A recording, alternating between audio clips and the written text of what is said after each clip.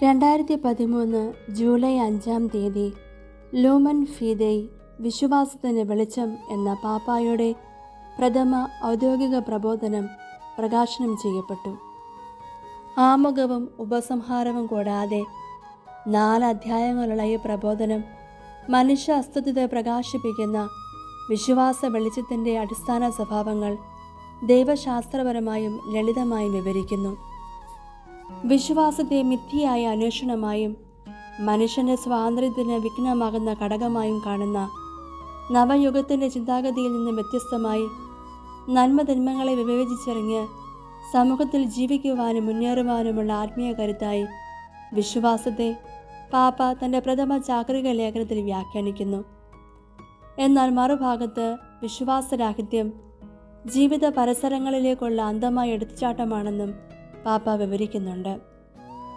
സമഗ്രതയോടും ഐക്യദാർഢ്യത്തോടും കൂടി വിശ്വാസം ജീവിച്ചുകൊണ്ടും പ്രഘോഷിച്ചുകൊണ്ടും സഭയുടെ ആത്മീയ ചക്രവാളത്തിൻ്റെ ആഴവും പരപ്പും വർദ്ധിപ്പിക്കുക എന്നതാണ് ചാക്രിക ലേഖനത്തിലൂടെ ലക്ഷ്യം വയ്ക്കുന്നതെന്ന് പാപ്പ ആമുഖത്തിൽ പറയുന്നു.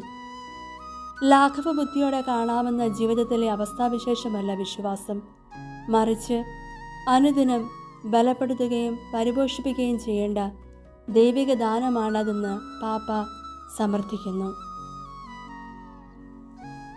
വിശ്വസിക്കുന്നവൻ എല്ലാം വ്യക്തമായി കാണുന്നു. വിശ്വാസത്തിൻ്റെ വെളിച്ചം ദൈവത്തിൽ നിന്ന് രൂപം കൊള്ളുന്നതിനാൽ അത് മനുഷ്യ അസ്തിത്വത്തിൻ്റെ എല്ലാ മേഖലകളെയും സ്പർശിക്കുകയും തെളിയിക്കുകയും ചെയ്യുമെന്ന് പാപ്പ വിവരിക്കുന്നുണ്ട്. വിശ്വാസത്തിൻ്റെ പ്രാഭവസ്ഥാനം ക്രിസ്തുവാണ്.